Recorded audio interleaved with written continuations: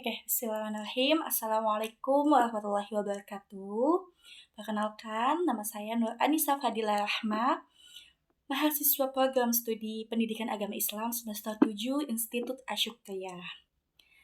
Pada kesempatan ini, saya akan menyampaikan ringkasan isi bab book chapter saya yang berjudul Supervisi Akademik dalam Perspektif Islam, dengan dosen pembimbing yaitu Dr. Evan Hamzah Bukhtar MASy. Yang dimana bab ini tuh membahas tentang konsep supervisi akademik, tujuan dan prinsipnya, serta bagaimana supervisi akademik ini dipahami dan diterapkan dalam pendidikan Islam. Sebagaimana pembahasan ini penting karena supervisi akademik memiliki peran besar dalam meningkatkan kualitas pembelajaran dan profesionalisme guru.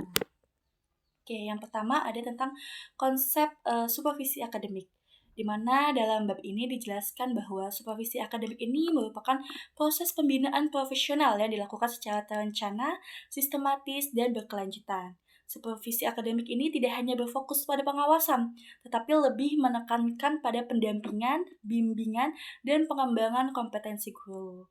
Supervisi akademik ini mencakup kegiatan perencanaan pembelajaran, pelaksanaan pembelajaran di kelas, hingga evaluasi tindak lanjut. Melalui supervisi, guru ini diberi kesempatan untuk melakukan refleksi terhadap proses mengajarnya, menerima masukan yang membangun, serta mengembangkan inovasi pembelajaran. Dengan demikian, supervisi akademik ini menjadi bagian penting dari manajemen pendidikan karena berkontribusi langsung terhadap peningkatan mutu proses dan hasil pembelajaran. Nah, selanjutnya ada tujuan dan prinsip supervisi akademik, di mana tujuan utama supervisi akademik ini adalah meningkatkan kualitas pembelajaran.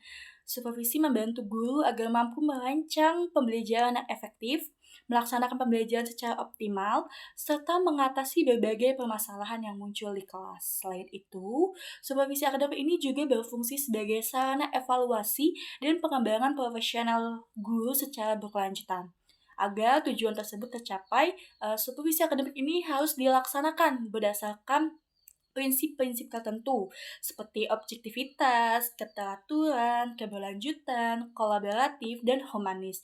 Guru diposisikan sebagai mitra profesional, bukan sebagai objek penilaian semata. Dengan pendekatan ini, supervisi dapat menciptakan suasana pembinaan yang positif, terbuka, dan saling menghargai.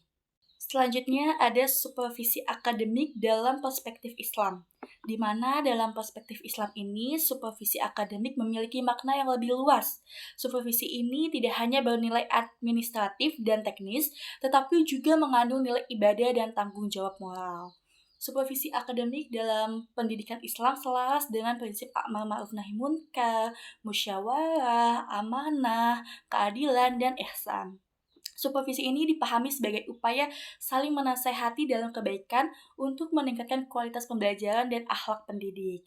Yang dimana pendekatan supervisi Islam ini menekankan sikap humanis, keteladanan, keikhlasan, serta komunikasi yang baik antara supervisor dengan guru. Dengan demikian, supervisi ini tidak hanya meningkatkan kompetensi pedagogi guru saja, tetapi juga membentuk karakter dan kesadaran spiritual pendidik.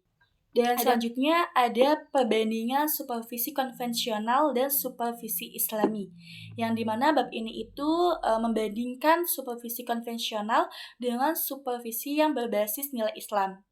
Jadi supervisi konvensional ini umumnya bersifat administratif sehingga sering dipersepsikan sebagai kegiatan inspeksi atau pengawasan semata. Sementara supervisi Islam ini menempatkan supervisor dan guru sebagai mitra sejajar. Fokus supervisi tidak hanya pada aspek teknis pembelajaran, tetapi juga pada pembinaan moral dan spiritual guru.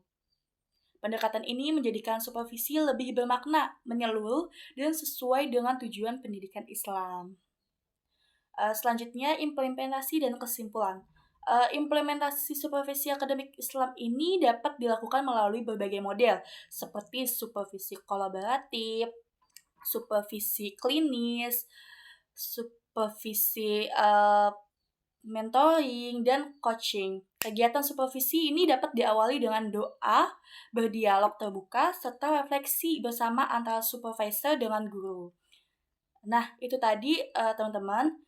Jadi kesimpulan dari ringkasan bab ini adalah supervisi akademik dalam perspektif Islam ini merupakan proses pembinaan profesional yang mengintegrasikan kompetensi pedagogik dan nilai-nilai spiritual. Supervisi ini tidak hanya bertujuan meningkatkan mutu pembelajaran, tetapi juga membentuk pendidik yang profesional, berakhlak, dan bertanggung jawab.